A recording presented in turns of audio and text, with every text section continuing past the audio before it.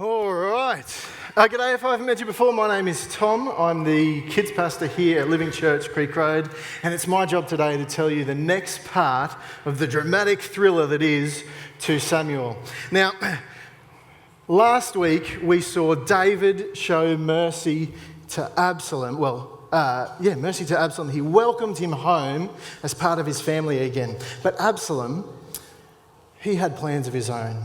He went off to Hebron and convinced the people there that he should be king and not David. And when David heard that news, well, he was worried. He fled and he left Jerusalem and he took his family with him, including his friend Ittai the Gittite, who wasn't really family. It was one of those brother from another mother, relation from another nation situations. But they fled and left Jerusalem, and that left space for Absalom to come in and start acting like he was the king. And that's where our story today begins. Now, David decided enough was enough. He decided to assemble his men. Sorry, I've got a stack of people today. So he started assembling his men ready for battle. He put them into groups, and in charge of each of those groups, he put a man in charge of each of those groups. In charge of one group, he put Joab. In charge of another group, he put Joab's brother, Abishai. And in charge of another group, he put Ittai the Gittite. Okay, he prepared his men for battle. And then he said, right guys, it's time for us to go into battle and show Absalom who's the real king. But David's men, they were all like, hang on, no, you can't come into battle with us. They were like, yeah, what happens if Absalom's men all kill you? Yeah, if you die, who's going to be our king? They were worried. So David said, all right, I'll take your advice. I'll stay here where it's safe, and you go into battle for me. And as they were marching off for battle,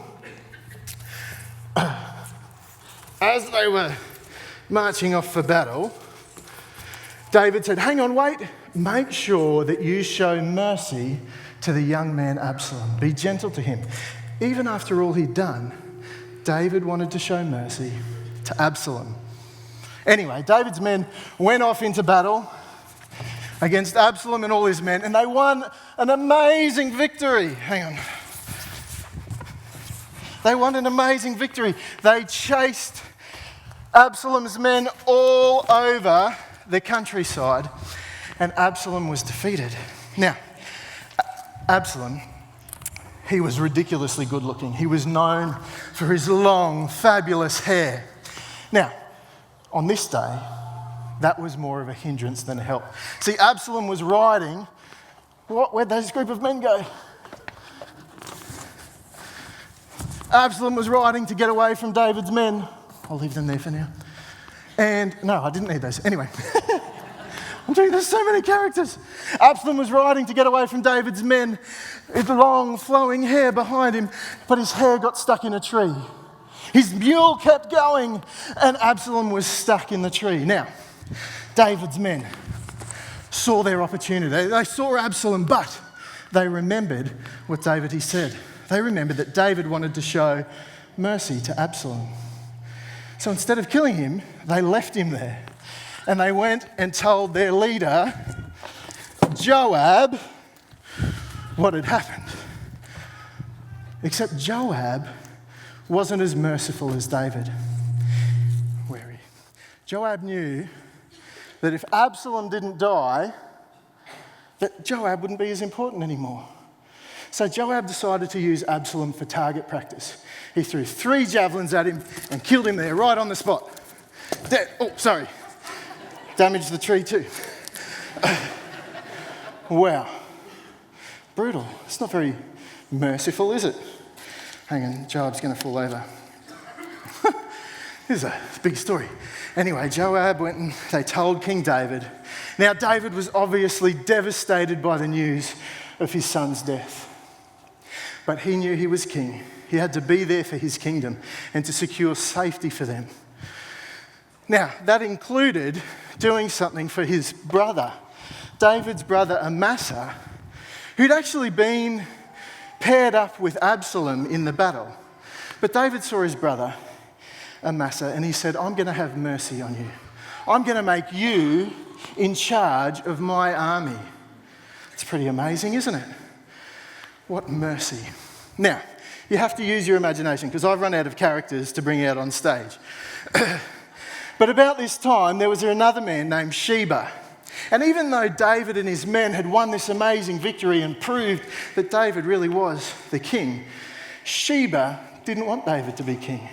So he was going around the countryside, stirring up trouble and making his own plans to become king. Now, David realised that if he didn't do something about this quickly, Sheba was going to be more trouble than, who's this one? Absalom had ever been. So he said, Joab, I need you and your men to go and get Sheba, stop him and bring him back to me. So off Joab and his men went, looking for Sheba, chasing him around the countryside. And while they were on their way, they came across Amasa, David's brother, the new commander of the army. Now, even though David had shown mercy to Amasa, Joab didn't like him. Joab especially didn't like that Amasa was commander of the army and not him. So Joab, as he leaned in to greet Amasa with a kiss, he also gave him a sneaky stab in the stomach and killed him on the side of the road. Wow. Not very loving or merciful, was it? Anyway, Joab went on his way with his men looking for Sheba all over the countryside until finally they got, not yet. They got to a city with ginormous, use your imagination, ginormous walls. Sheba was inside with his men. Now, Joab and his men, they said, we've got a plan. We're going to build a ramp. We're going to knock the wall down. We're going to get those people. We're going to get Sheba and bring him to justice. And as they were making their plans, a wise woman from the town came out. Here she is. And she said, hey guys, what are you doing? And Joab told her the plan. We're here to get Sheba. He wants to be king and David's the real king. We need to bring him to justice. And Sheba said, oh look, don't ruin our town. Let me handle it. So she went back into the city and convinced the people there to take care of it. And they chopped Sheba's head off and threw it out to Joab and his men. Wow. What a brutal, awful story. King David is trying to be merciful and loving even to his enemies, to people who've done him wrong. But the people around him are doing all sorts of horrible, awful things. I wonder if that reminds you of another king who showed mercy to his enemies. We're going to explore that a bit more in church today, but right now, it's time for kids to head out to kids' church. So kids, out you go. If your parents haven't checked you in yet, make sure you bring them with you. And while that's happening, we're going to take a short break. So say good day to the people around you and try and be a bit more loving than Joab was. He's awful.